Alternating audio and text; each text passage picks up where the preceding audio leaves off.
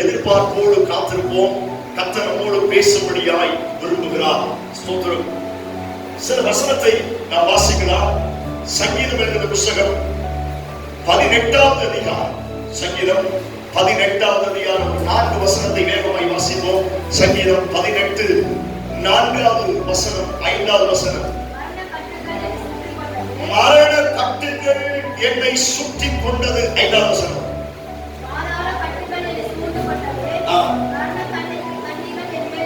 மரண கண்ணிகள் என்மேல் விழுந்தது. சங்கீதம் 23வது சங்கீதம் 4வது வசனத்தை வாசிப்போம்.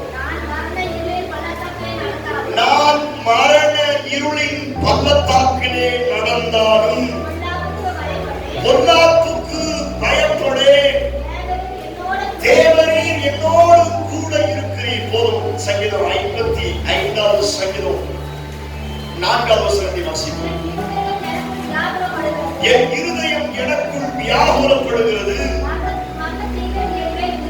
மரண திகில் என்மேல் விழுந்தது. கடைசியாக வசனத்தை வாசிப்போம். சங்கீதம் 9 13வது வசனத்தை வாசிப்போம்.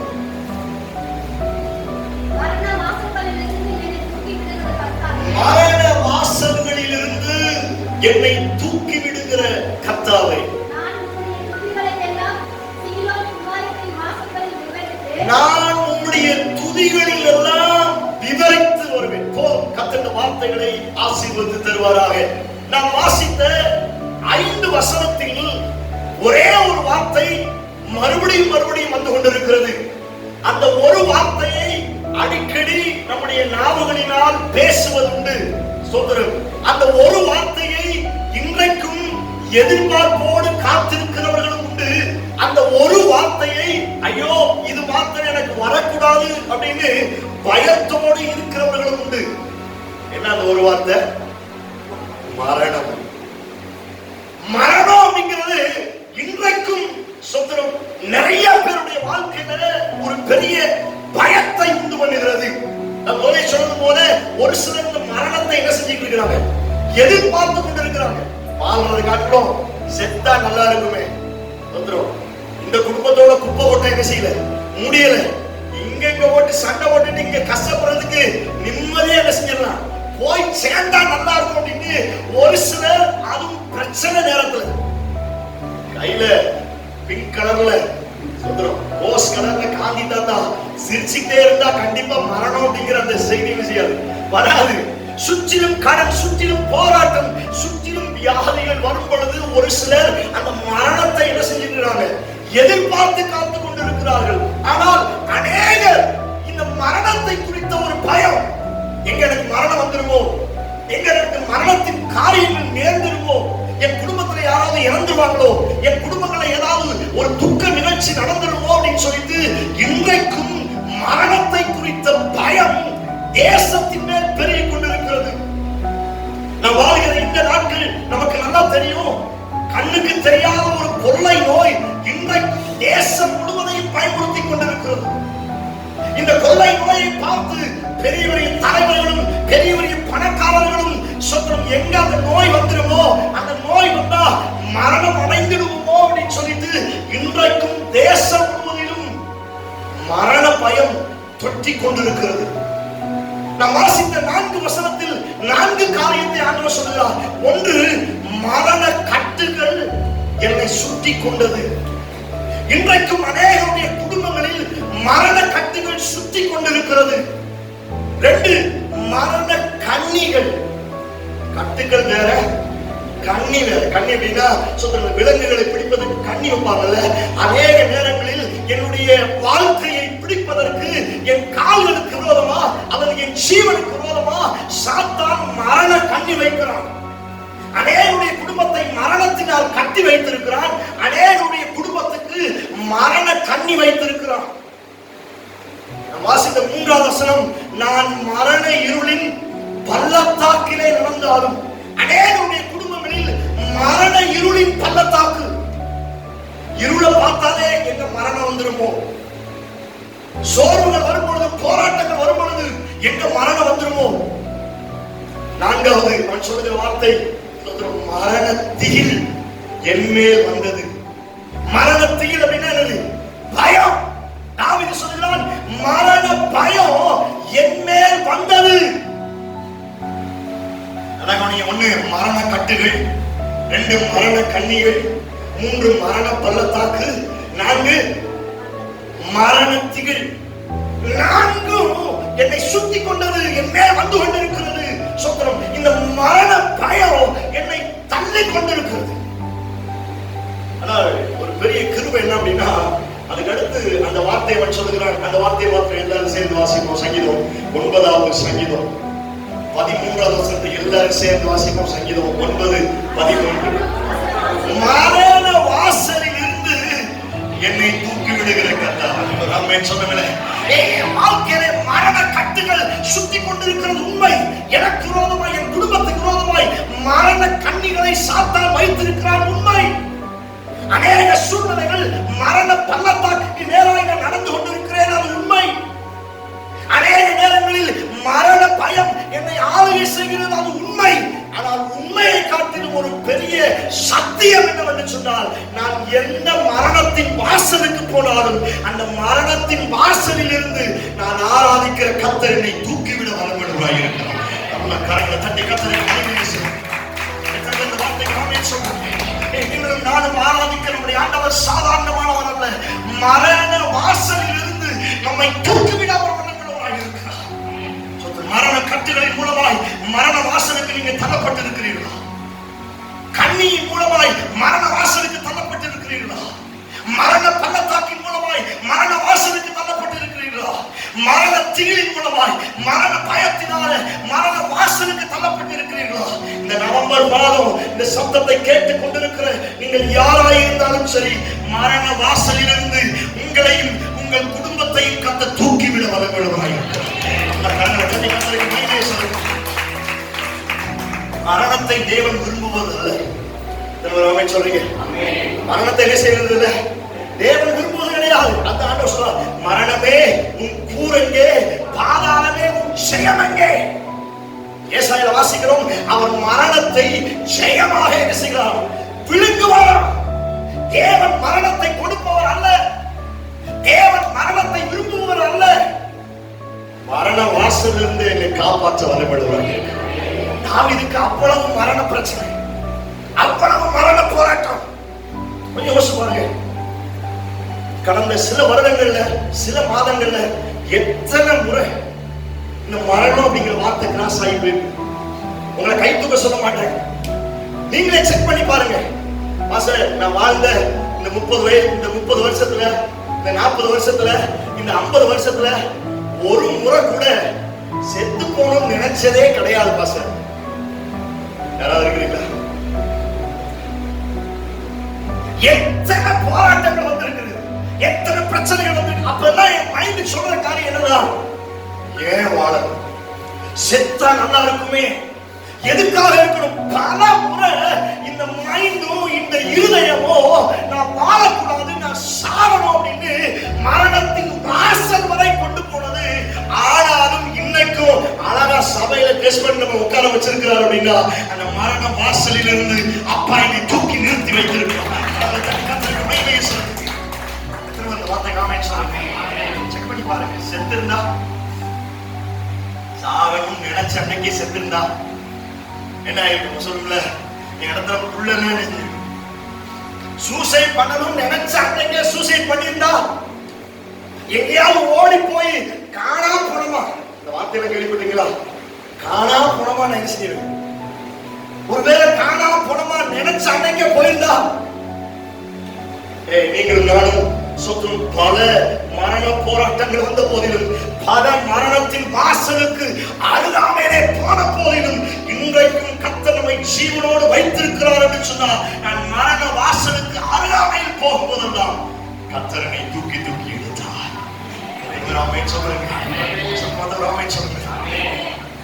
சொல்கிறார், மரணத்துக்கும் எனக்கும் ஒரு அடி தூரம். ஒரு வசனத்தை எல்லாரும் வாசிக்கிறார். 1 சாமுவேலுக்கு எழுதின புத்தகம் 23வது அதிகாரம், 20வது அதிகாரம், 1 சாமுவேல் 20வது அதிகாரம் 3வது வசனத்தை வாசிப்போம். பக்கம் 368.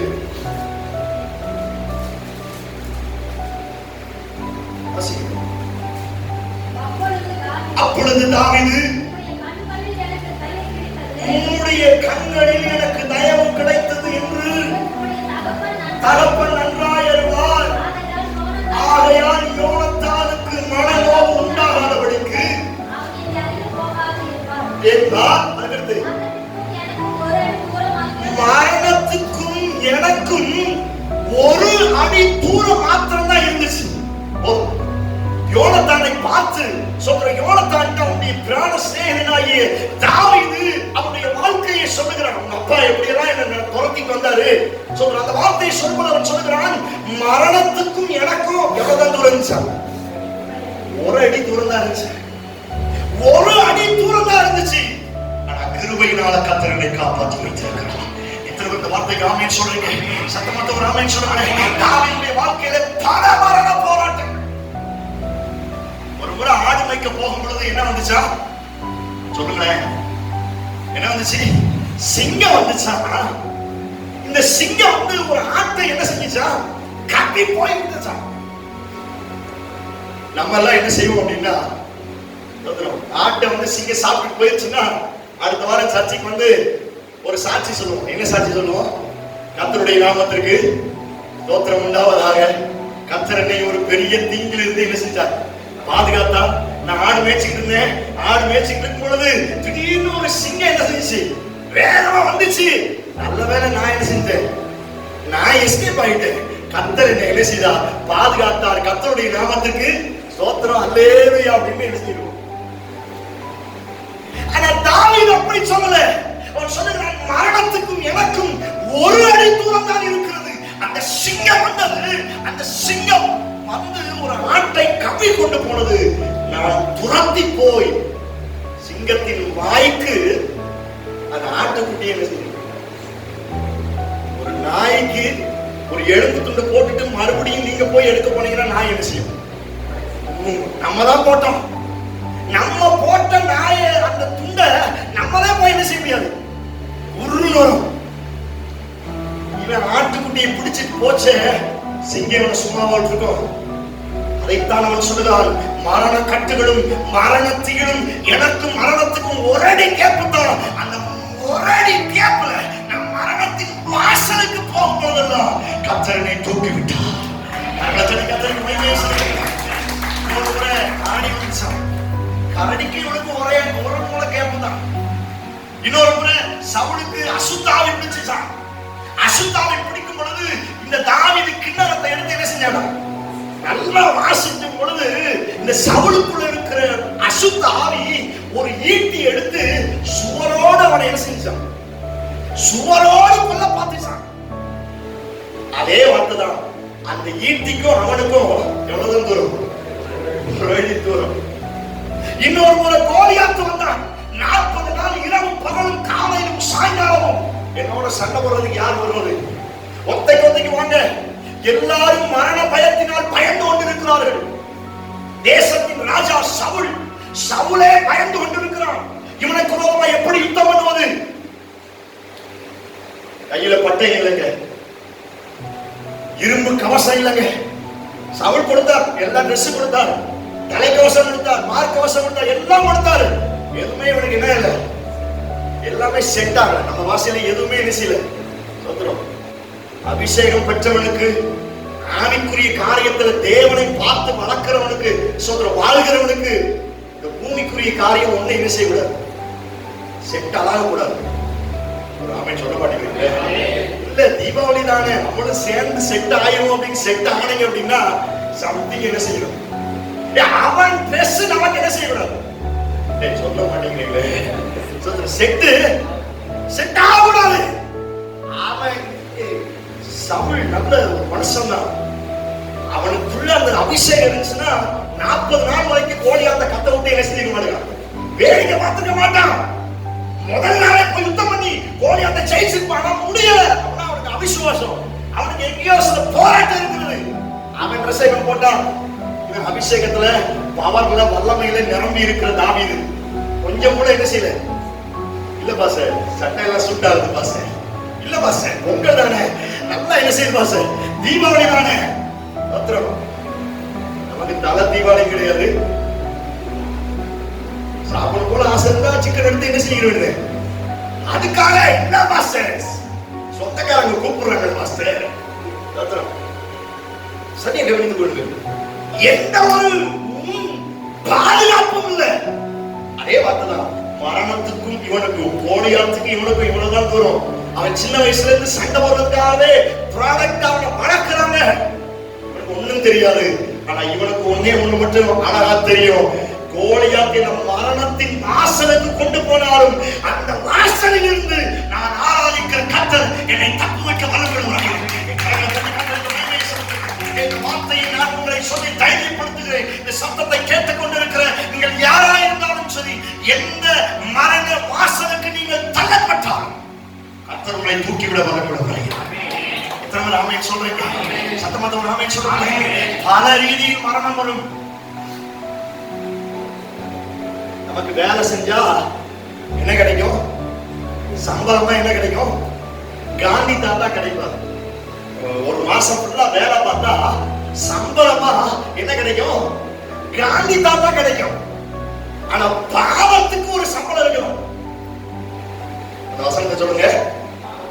பாவத்தின் சம்பளம் மரணம். பாவத்துக்கு ஒரு சம்பளம் இருக்கிறது. அந்த பாவம் மரணத்தை கொண்டு வரும் என்று வேதவசனம் சொல்லி இருக்கிறது. ரோமன் வாசிக்கிறோம். மாமிச சிந்தை மரணம், இச்சையானது கற்பம் தரித்து பாவத்தை என்ன செய்யுமா? பிறப்பிக்குமா? என் வாழ்க்கையில பல மரண போராட்டங்கள் பாவத்தின் மூலமாய் வருகிறது. சிம்சோன் பாவத்தினால் செத்து போய்விட்டான். யூதாஸ் பாவத்தினால் செத்து போய்விட்டான்.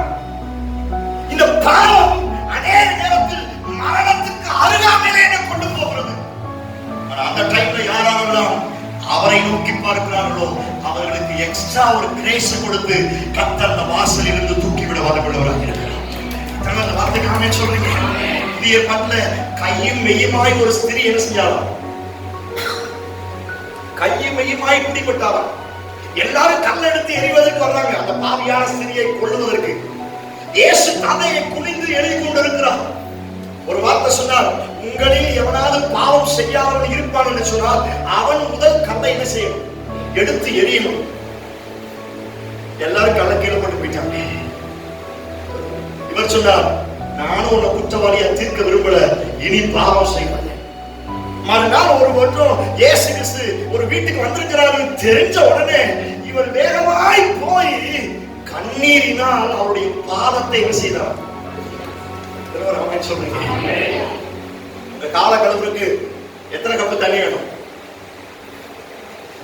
குறைஞ்சது ஒரு கப்பாவது வேணும். நல்லா கழுவுனா 2 கப்பு தண்ணி இருந்தா தான் என்ன செய்ய முடியும்? என்னைக்காவது 2 கப்புக்கு கண்ணீர் வச்சிருக்கீங்களா? உங்க கண்ணீர் என்னைக்காவது 2 மக்கு நிறைய? ஒரு புது ட்ரெஸ் வாங்கணும்னா கூட கொஞ்ச நேரம் தான் கண்ணீர் வலிக்கும். வீட்டுக்கார்ட்ட ஏதாவது வாங்கணும், அந்த பிள்ளைங்க பெற்றோர்கிட்ட ஏதாவது வாங்கணும்னா நீலி கண்ணீர், முதலை கண்ணீர் அப்படி எல்லாம் நமக்கு நிறைய பாசைகளா இருக்கு. அந்த கண்ணீர் எல்லாம் என்ன செய்யும்? அப்படியே வரும். கொஞ்ச நேரத்துல ஒரு சிலருக்கு சுவிட்ச் போட்ட மாதிரி இருக்கும். சுவிட்ச் போட்டவொடனே கண்ணீர் வந்துடும். அதுக்கடுத்து எங்க போதுன்னு என்ன செய்யாது. ஆனா இவர் கண்ணீரினால என்ன செய்யறான்? கால கழுவுனாலும் கிட்டத்தட்ட ஒரு கப்பு அல்லது 2 கப்பு நிறைய கால கழுவுற அளவுக்கு கண்ணீர் வடிச்சதுக்கு காரணம், அன்னைக்கு எல்லாரும் கல் எடுத்து என்னை எரிந்து என்னை கொலை செய்யும்படி வந்தார்கள். நான் மரணத்தின் வாசலுக்கு போய்விட்டேன். அந்த டைம்ல மரண வாசலில் இருந்து என்னை தூக்கி எடுத்து இன்றைக்கு என்னை உயிரோடு வைத்திருக்கிறார் என்று கண்ணீரினால் அவர் பாதத்தை கழுவினார். பாருங்க, எத்தனையோ பாவங்கள் தேவனுக்கு விரோதமாய், சபைக்கு விரோதமாய், வசனத்துக்கு விரோதமாய் செய்யலாம் போதும். நம்ம பாவத்துக்கெல்லாம் சம்பளம் போட்டுருந்தா என்னத்துக்கு ஆயிருக்கும்? எல்லாமே சொல்ல மாட்டேங்கிறீங்களே. நம்ம பாவத்துக்கெல்லாம் ஆண்டவர் சம்பளம் போட்டுருந்தா இன்னைக்கு போட்டு இல்ல. பாவத்தின் சம்பளம் மரணம். உண்மை. நான் அந்த பாவத்தின் சம்பளமாய் இருக்கிற மரணத்தின் வாசலுக்கு போகும்போது அப்பாவை நினைச்சு உபவாசத்தோடு ஒரு நிமிஷம் கண்ண மூடி, ஆண்டவரே தாவீதின் குமாரனே எனக்கு இறங்கும் என்று சொன்ன ஒரே வார்த்தையை நம்பி மரண வாசலிருந்து தூக்கி எடுத்து நவம்பர் மாதம் 3வது வாரம் அழகா அப்பா என்ன உட்கார வச்சிருக்கிறார். நல்லா கரங்களை தட்டி கத்திரிக்க பாவம் மரணத்தை கொண்டு வருகிறது. 2 கீழ்ப்படி கீழ்ப்படியாமை மரணத்தை கொண்டு வருகிறது. வலியை பார்க்கணும், கீழ்ப்படிதல் உத்தமம். நான் எப்பெல்லாம் கீழ்ப்படியாம போறனோ அப்பொழுதெல்லாம் மரணம் வருகிறது. இஸ்ரவேல் ஜனங்களுக்கு பல முறை மரணம் வந்துச்சு. அதுக்கு காரணம் ஒரே ஒரு வார்த்தை சொன்னா, அவர்கள் வணங்கா கழுத்துள்ள ஜனங்கள். அங்க கீழ்ப்படியல அப்படின்னா மரணம் வரும். ஒரு முறை ஒரு வாதை வந்தது. ஆரோன் போய் என்ன செஞ்சான்? என்ன தூவ கலசத்தை தூக்கிட்டு போகும்பொழுது ஆரோன் போய் மரித்தவர்களுக்கும் செத்தவர்களுக்கும் உயிரோடு இருக்கிறவர்களுக்கும் நடுவாய் நின்ன உடனே வாதை நிறுத்தப்பட்டது. ஒரு முறை மறுபடியும் கீழ்ப்படியாம போனாங்க. ஆண்டவர் சர்ப்பத்தை என்ன செஞ்சாரா? சர்ப்பத்தை அடிச்சு அனுப்புனாரு. இந்த சர்ப்பம் எல்லாரும் என்ன செஞ்சிச்சு? கடிச்சு எல்லாரும் அங்க சாவு இருந்துட்டு இருக்குது. எஞ்சி ஜெபம் பண்றாங்க, ஆண்டவரே கொஞ்சம் மனம் இறங்குங்க. உடனே ஆண்டவர் சொன்னாரு, ஒரு பெரிய வெண்கல சர்ப்பத்தை என்ன செய்யும்? ஒரு பெரிய வெண்கல சர்ப்பத்தை நீ தூக்கி உயர்த்து. யாரெல்லாம் அந்த வெண்கல சர்ப்பத்தை நோக்கி பார்க்கிறார்களோ அவர்கள் என்ன செய்வார்கள்? பிழைப்பார்கள். அந்த பாம்பு கடிச்சு எல்லாரும் செத்துட்டு மரண வாசலுக்கு பக்கத்துல போயிட்டாங்க. அந்த டைம்ல மோசே வெண்கல சர்ப்பத்தை உயர்த்தி பிடிக்கிறார். சொல்றோம், கீழ்ப்படியாமையினால் வந்த மரணம் அவர்களை விட்டு நீங்கி போய்விட்டது. இந்த வார்த்தைக்கு ஆமென் சொல்றாங்க.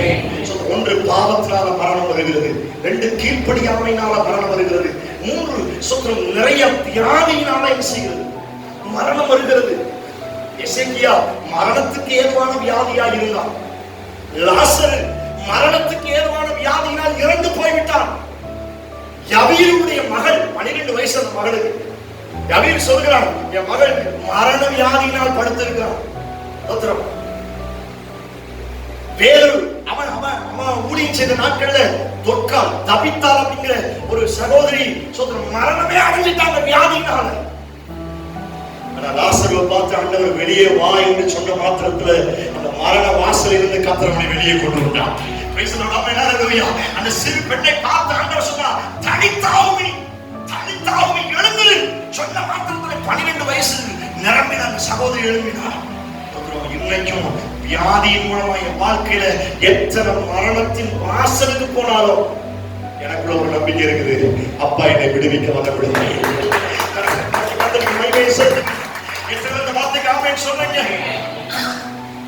உங்களுக்குள்ள நம்பிக்கை வரட்டும். மரணத்தை குறித்து யோசிக்காதீங்க. செத்தா நல்லா இருக்குன்னு யோசிக்காதீங்க. மரணத்துக்கு உனக்கு ஒரு கேப் இருந்தாலும், ஒரு அடி கேப் இருந்தாலும் இவங்க தைரியமா சொல்றாங்க, இந்த சிலையை வணங்க மாட்டோம். இவங்க சொல்ல சொல்ல தீ என்ன செஞ்சுட்டே இருக்குது? எக்ஸ்டன் ஆகிட்டே இருக்குது. 7 மடங்கு இன்னும் 7 மடங்கா மாறுது, இன்னும் 7 மடங்கா மாறுது. மரணம் எங்கதான் இருக்குது? எல்லாம் ஒரு அடி கேப்பு தான், சில அடி கேப்பு தான் மரணம் இருக்குது. இவங்க தைரியமா சொன்னாங்க, நாங்கள் ஆராதிக்கிற எங்கள் தேவன் மரணத்தின் வாசலில் இருந்து எங்களை தூக்கிவிட வல்லவர். தூக்கி உள்ள போட்டாங்க, உள்ள தூக்கி போனவங்க செத்துட்டாங்க. இவர்கள் சாகல, அழகா வாக்கிங் நடந்தாங்க. காரணம், அவர்கள் ஆராதிக்கிற இயேசு மரணத்தின் வாசலில் இருந்து அவர்களை அன்றைக்கு தூக்கி விட்டார். சத்தமாக ஆமென் சொல்லுங்க. தானியேல் ஜோமன்னா அப்படிங்கிற ஒரே ஒரு குற்றத்துக்காக சிங்க கெபியில என்ன செஞ்சாங்களா? தூக்கி போட்டாங்களா? சிங்கம் பசியோட இருக்குது. ஆனால் ஒரு சிங்கமும் தானியேலை என்ன செய்யல? சேதப்படுத்தல. சொல்றீங்க மரணத்தின் வாசலுங்க. நீ அதுக்கு பின்னாடி படிச்சு பார்த்தீங்கன்னா தெரியும், யாரெல்லாம் அந்த தானியேலுக்கு விரோதமா எழுப்புனாங்களோ அந்த கூட்டத்தாரையும் அவர்கள் குடும்பத்தையும் என்ன செஞ்சாங்களா? தூக்கி அந்த சிங்க கபில, அதே சிங்க கபில போட்டாங்களா? அந்த எலும்புகளை எல்லாம் அந்த சிங்கம் என்ன செஞ்சாங்க? உடைச்சு படிச்சாங்க. ஒரு நாள் இரவு முழுவதும் கிட்டத்தட்ட 12 மணி நேரம் சொல்றாங்க. 5 சிங்கம் இருந்திருக்கலாம், 10 சிங்கம் இருந்திருக்கலாம். எந்த சிங்கமும் மரணத்தை தானியேலுக்கு கொண்டு வர முடியவில்லை. காரணம், அந்த சிங்க கெவி என்கிற மரண வாசலில் இருந்து தானியேலை கர்த்தர் விடுவித்தார். நீங்கள் ஆராதிக்கிற கர்த்தர் சாதாரணமானவர் அல்ல. மரண அவஸ்தை படுறீங்களா? வியாதினால, பாவத்தினால, சாபத்தினால செத்தா நல்லா இருக்கு நினைக்கிறீங்களா? இல்ல, சாவதற்காய் கர்த்தர் உங்களை அழைக்கிறது. மரித்து போவதற்காக அழைக்க. பிரச்சனை வரட்டும், தோல்வி வரட்டும். நான் ஃபர்ஸ்ட் சொன்னதான், பிரச்சனை வரும்போதே செத்துண்டா கர்த்தரோட காப்பாத்தி கொண்டு வந்திருக்கிறார். சத்தமாக ஆமென் சொல்லுங்க. செங்கடல்லே சாக வேண்டியவங்க யாரு? யாரு? இஸ்ரவேல் ஜனங்கள். முன்னாடி போனா என்னது? செங்கடல். பின்னாடி வந்தா யாரு? பாவம். கர்த்தர் ரெண்டாய் பிளந்து கர்த்தரை பாதுகாத்துக் கொண்டு வந்தார். அங்கே மரணம் வந்திருக்கணும், கர்த்தர் அழகா கொண்டு வந்திருக்கிறார். குடிக்க தண்ணி இல்ல, கிடைக்கிற தண்ணியும் கசப்பா இருக்குது, எஸ்கேப் ஆகி கொண்டு வந்தார். யோர்தான் வந்துச்சு, எரிகோ வந்துச்சு, எஸ்கேப் ஆகி கர்த்தர் கொண்டு வந்திருக்கிறார். காரணம் உன்னை குறித்து ஏதோ ஒரு பெரிய திட்டம் வச்சிருக்கிறார். உங்களை குறித்து கர்த்தர் ஏதோ ஒரு திட்டம் வச்சிருக்கிறார். சாகணும் நினைச்ச நாட்கள் உண்டு. நம்ம தெரிஞ்சோ தெரியாமலோ சாகுறது கூட ஜெபம் பண்ணிருக்கோம் நிறைய பேர். ஏசப்பா என்ன செஞ்சுக்கோங்க, எடுத்துக்கோ, போதாண்டவரே, இனியும் இந்த கஷ்டத்தை பார்த்துட்டு என்னால என்ன செய்ய முடியாது, வாழ முடியாது, எப்படியாவது என்ன செஞ்சுக்கோங்க. சாவுக்கும் ஜெபம் நாட்கள் தான். நம்மளே எப்படின்னா நமக்கு ஒரு அண்ணன், பெரிய அண்ணன் இருக்கிறாரு, அவர் பேரு எலியா. அவரு இதே போல சாவுக்கு என்ன செய்யறாரு, ஜெபம் பண்றாரு. என்ன ஜெபம் பண்றாரு, ஆண்டவரே என் பிதாக்களை பார்க்கணும், நான் நல்லவன் அல்ல, போதும் கர்த்தாவே, ஸ்டாப். அவர் பார்த்து என்ன சொல்றாரு, நேற்றுதான் வானத்திலிருந்து அக்கினி இறக்கி சொல்றோம், கர்த்தரே தேவன் என்று எல்லாரையும் ஆராதிக்க வச்சு எல்லாருக்கும் ஒரு எழுப்புதலை உண்டு பண்ணி எல்லா பூசாரிகளையும் மந்திரவாதிகளையும் ஒரே பட்டயத்தினால எல்லாரையும் வெட்டி போட்ட மனுஷன் இப்ப மறுநாள் வந்துட்டு சொல்றான், ஸ்டாப், போல ஆண்டவரே நீர் என்ன செய்யணும். நம்ம ஜோமன் அன்னைக்கே நம்ம செத்துருந்தோம் அப்படின்னா நேற்று மட்டன் சிக்கன் சாப்பிட முடியுமா, இன்னைக்கு இந்த லெவல்ல கத்த வச்சிருக்க முடியுமா? யோசிச்சு பாருங்க. இருக்கிறார், அவருடைய ஆரம்ப நாட்கள் தெரியும். இப்பதான் டிடிஆர் அந்த ஒரு வேலையை கத்த கிருபையினால் கொடுக்கிறார். அவங்க எதிர்பார்க்கவே இல்லை, எதிர்பார்க்காத ஒரு மேன்மையை கத்த கொடுத்திருக்கிறார். ஆனால் அதற்கு முன்னே பல போராட்டங்கள், பல பிரச்சனைகள் வந்தது. ஒருவேளை அன்னைக்கே லைஃப் முடிஞ்சிருச்சுன்னா இன்னைக்கு இவ்வளவு மேன்மையை கத்த உட்கார வச்சிருக்க. என் வாழ்க்கை தைரியமா சொல்றேன், பல பல மரணத்தின் வாசலுக்கு பக்கத்துல போயாச்சு. என்னத்தை வாழ்ந்து சொன்ன நாட்கள் உண்டு, ஜெபம் பண்ண நாட்கள் உண்டு. ஒருவேளை அன்னைக்கே ஜெபத்தை கேட்டு ஆண்டவர் எடுத்திருந்தாருன்னா இன்னைக்கு இப்படி என்ன செய்ய முடியாது. ஒரு ஏசி காலில் கத்திர ஆராதிப்பதற்கு சொல்றேன். என் ஜெபம் கேட்கப்படாததுக்காய் ஸ்தோத்திரம். சொல்லுங்களேன், எப்படி என் ஜெபம் கேட்கப்படாததுக்காய் ஸ்தோத்திரம். எத்தனை முறை மரணத்தின் என்ன தோல்வி வந்தா மைண்டில் யோசிக்கும், செத்துடலாம். ஒரு கடன் பிரச்சனையா செத்துடலாம், குடும்பத்துல கணவன் மனைவி சண்டையா உடனே என்ன செய்யுது, செத்துடலாம்.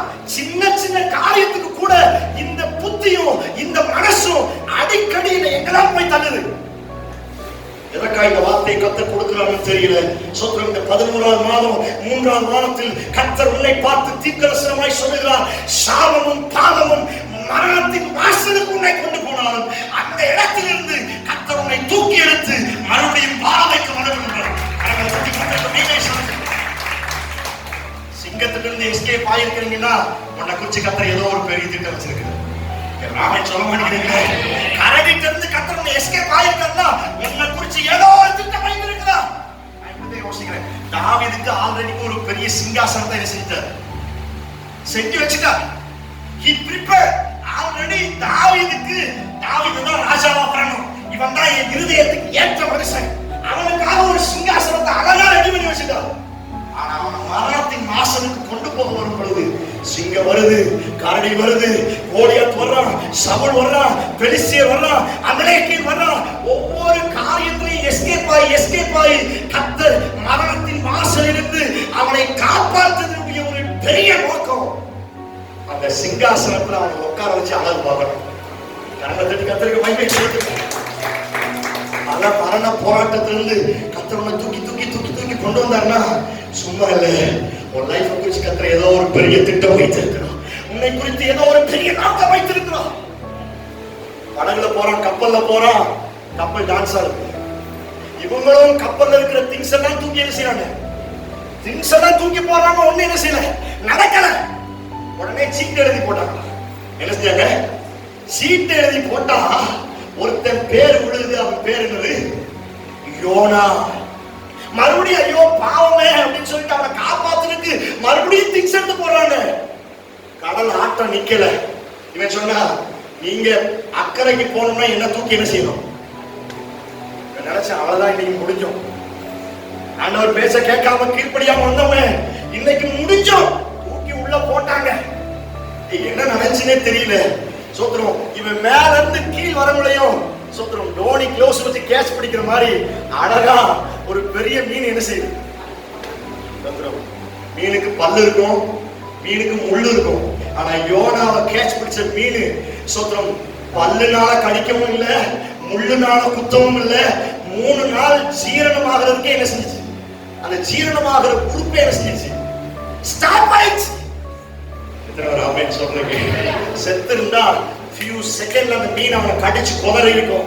ஆனா 3 நாள் கர்த்தர் மீனின் வயிற்றுல நடு கடல்ல தத்தளிக்கும் பொழுது கர்த்தர் யோனாவை காப்பாற்றக்கூடிய ஒரு பெரிதான நோக்கம். இவனை வைத்து அந்த நினிவே தேசத்தில் லட்சக்கணக்கான ஜனங்களுக்கு ஒரு பெரிய எழுப்புதலை கொண்டு வர வேண்டும். சொல்றேன், மீன் தெரிந்து கர்த்தர் உங்களை காப்பாத்துனது சுகமா வாழ்றதுக்கு அல்ல, உன்னை கொண்டு தேசத்தில் ஒரு பெரிய அசைவை ஏற்படுத்துவது. கர்த்தருடைய பல முறை பல சிங்கங்களுக்கும் பல போராட்டங்களுக்கும் கர்த்தருடைய பாதுகாத்திருக்கிறார் என்று சொன்னார்.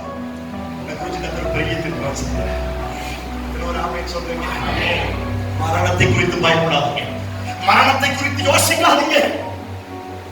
ஒரு மனுஷன் எருசலேமில் இருந்து எரிகோவுக்கு நடைபயணம் போறான். 2 நிமிஷம் முடிச்சது. அவன் நடந்து போகும் பொழுது கொள்ளையர்கள் கள்ளர்கள் அவன் பிடித்து அடித்து அவன் இருக்கிற எல்லாத்தையும் பிடுங்கி குற்றையும் கொலையுறையுமா என்ன செஞ்சாங்க. இப்ப நடு ரோட்ல அவன் சாவதற்கு துடித்துக் கொண்டிருக்கிறான். அந்த பக்கம் ஒரு ஆசாரியன் வர்றான். நல்ல கவனிக்க, பைபிள் சொல்றது, ஆசாரியன் வந்து அவனை கண்டு ஒரு பக்கமாய் விலகி போனான். பைபிள் சொல்றது, ஆசாரியன் பாஸ்டர், அவன் தான் உதவி செய்யணும். ஆனா அந்த பாஸ்டர், அந்த ஆசாரியன், அவன் கொலை, அவன் உயிருக்கு போராடி இருக்கிறான், மரணத்தின் வாசல் இருக்கிறான். அவனை கண்டு ஒரு பக்கமாய் விலகி போனான். மறுபடியும் அந்த உயிர் இழுக்குது, மறுபடியும் உயிர் இழுக்குது. மறுபடியும் அதே ரூட்ல லேவியன் ஒருத்த வர்றான். லேவியனும் ஊழியம் செய்யறவன், அவனும் காப்பாற்றுவதற்கு தேவனால் சொந்தம் அல்லது அந்த நாட்களின் சட்டங்களினால் நியமிக்கப்பட்ட ஒரு மனுஷன். அவனும் கண்டு ஒரு பக்கமாய் விலகி போனான். இங்க உயிர் ஊசலாய் கொண்டிருக்கிறது. ஆசாரியனும் பார்த்துட்டு போயிட்டான், லேவியனும் பார்த்துட்டு போயிட்டான். அதே ரூட்ல நல்ல சமாரியன் அப்படின்னு ஒரு கேரக்டர் வராரு. அவர்தான் நிலநாட்டமாய் இயேசுவை குறித்து சொல்லி இருக்கிறது. அவர்கள் பார்த்தது போல இயேசுவும் அவனை கண்டு, லேவியனும் ஆசாரியனும் கண்டு விலகி போனார்கள். ஆனால் இயேசு நல்ல சமாரியன் கண்டு மனதுருகினார். அந்த மனதுருக்கத்தினால்தான் இன்னைக்கு நீங்களும் நான் உயிரோட நிற்கணும். எத்தனை பேர் ஆமென் சொல்றீங்க? உயிருக்காய் போராடின பொழுது பல ஏமாற்றம், பல தோல்விகள், பல கஷ்டத்துல அவனதான் என் லைஃப் முடிஞ்சிச்சு. உயிருக்கு போராடி கொண்டிருக்கும் போது என் சொந்தக்காரன் ஆசாரியம் வரல, என் ஃப்ரெண்ட்ஸ் லேவியா வரல. அவெல்லாம் பார்த்து பார்த்து எஸ்கேப் ஆகி போயிட்டான். அவன் பார்த்து பார்த்து ஒரு பக்கமா விலகி போனான். ஆனா கிருபையினால என் மேல கர்த்தர் மன துருக்கிறதுனால தான் இன்னைக்கும் இதே இடத்துல கர்த்தர் என்னை குடும்பமா நிற்க வைத்திருக்கிறார்.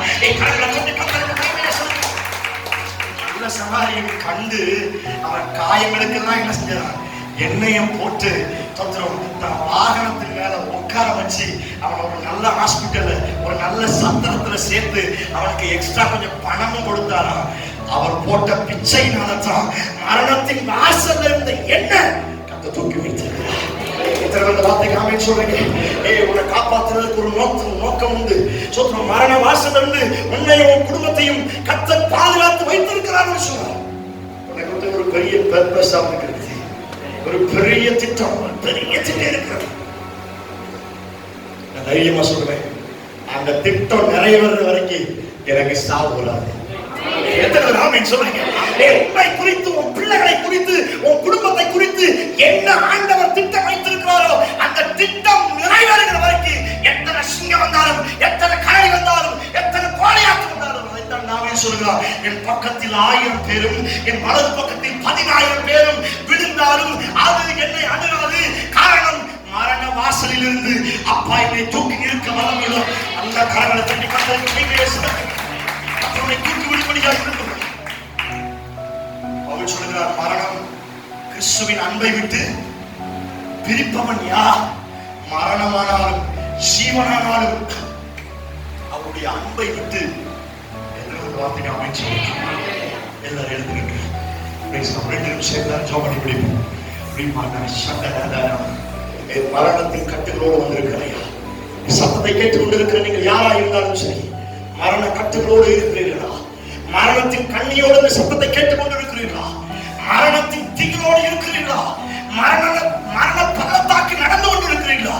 உங்களுக்கு அப்பா சொல்லுகிற ஒரு நற்செய்தி, அவர் மரண வாசலில் இருந்து உன்னை தூக்கிவிட போகிறார். உன் பிள்ளைக்காய் ஜெபித்துக் கொண்டிருக்கிறாயா? உன் கணவனுக்காய் ஜெபித்துக் கொண்டிருக்கிறாயா? உன் மனைவிக்காய் ஜெபித்துக் கொண்டிருக்கிறாயா? இந்த நவம்பர் மாதம் 3ஆம் வாரம் உன்னையும் உன் குடும்பத்தையும் மரண வாசலில் இருந்து அப்பா தூக்கி நிறுத்த போகிறார். மரணத்துக்கு பக்கத்துல போயிட்டேன், ஒரு அடிதான் இருக்குது. கட்டமடி ஜோம் பண்ணுங்களேன். எத்தனை முறை அந்த ஒரு அடி கேப்ல கத்தரங்களை பாதுகாத்து இருக்கிறார். இன்னைக்கு குடும்பமா எவ்வளவு அழகா வந்திருக்கிறீங்க. அந்த ஒரு அடி கேப் மரணத்துக்கு பக்கத்துல போயிட்டீங்க. அந்த ஒரு அடி கேப்ல கத்தரு எவ்வளவு அழகா இன்னைக்கு உன்னையும் உன் பிள்ளையை கத்தர் காப்பாத்தி இருக்கிறா. கட்டமடி ஆண்டவருக்கு நன்றி செலுத்துங்களேன். ஆண்டவரே உங்களுக்கு நன்றி ஆண்டவர், எல்லாரும் நன்றி செலுத்துங்க. ஹல்லேலூயா ஹல்லேலூயா. நன்றி செலுத்துங்க, எல்லாரும் நன்றி செலுத்துங்க. இன்னைக்கு மரணத்தின் கட்டுகளை கத்தர் விளைக்க போகிறார். மரணத்தின் கண்ணிகளாம் வெளியேற போகிறது. மரண பள்ளத்தாக்கெல்லாம் கத்தரைக்கு மாற்ற போகிறார். மரணத்தின் திகளெல்லாம் உன் தேசத்துல இனி கொடுமை கேட்கப்படாது, அழிவு கேட்கப்படாது. இனி உன் வீட்டுல மரணத்தின் சத்தம் இனி கேட்கப்படாது என்று கத்த சொல்லுகிறார். மரணத்தின் குதிரை விலக்கி போகிறார். மரணத்தின் வகமையை கத்த மாற்றி போடுவார்.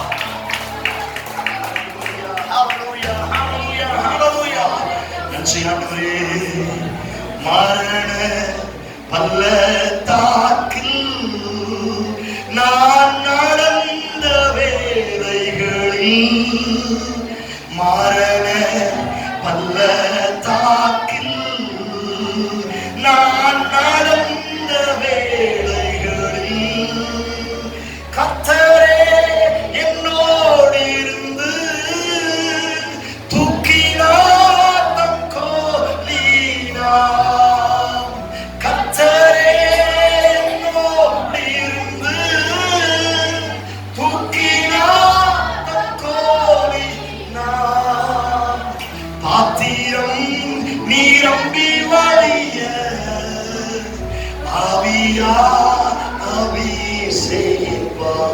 வலதுகரத்தை உயர்த்தி சொல்லுங்க, அஞ்சிடே அஞ்சிடே என் இயேசு என்னோடு இருப்பார்.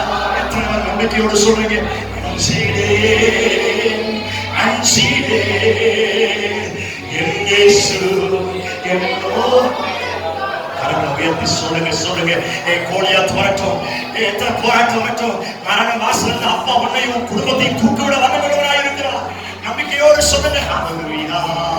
அஞ்சிடே அஞ்சிடே என் இயேசு என்னோடு இருப்பதா. அஞ்சிடே அஞ்சிடே என் இயேசு என்னோடு இருப்பதா. இனி மரணத்தின் கட்டுகள் உன்னை சேதப்படுத்தாது. மரணத்தின் கண்ணீரில் உன் வீட்டில் வைக்க முடியாது. மரணத்தின் பாதாளத்துல நீ தள்ளப்படுவது கிடையாது. மரணத்திகள் வராது. காரணம், உன் வலது பக்கத்தில் நிற்கிறவர் மரண வாசலில் இருந்து உன்னை காப்பாற்றுகிறவர். மரண கட்டுகளில் இருந்து, மரண கண்ணீரில் இருந்து, சாத்தானிடமிருந்து, மந்தவாதத்தில் இருந்து, பாவத்தில் இருந்து, கீழ்ப்படியாமல் இருந்து அவர்களை தூக்கிவிட நல்ல கடற்கரை தட்டி மரண வாசலில் இருந்து அப்பா உன்னையும் உன் குடும்பத்தையும் தூக்கி நிறுத்த போதும். சொல்லி முடிக்கிறேன். பலமுறை நீ எஸ்கேப் ஆயிருக்கிற, பலமுறை கர்த்தர் காப்பாற்றி இருக்கிறார். காரணம், உன்னை குறித்து ஒரு பெரிய பிளான் வச்சிருக்கிறார். உன்னை குறித்து தேசத்துல ஒரு பெரிய அசைவை கர்த்தர் ஏற்படுத்தும்.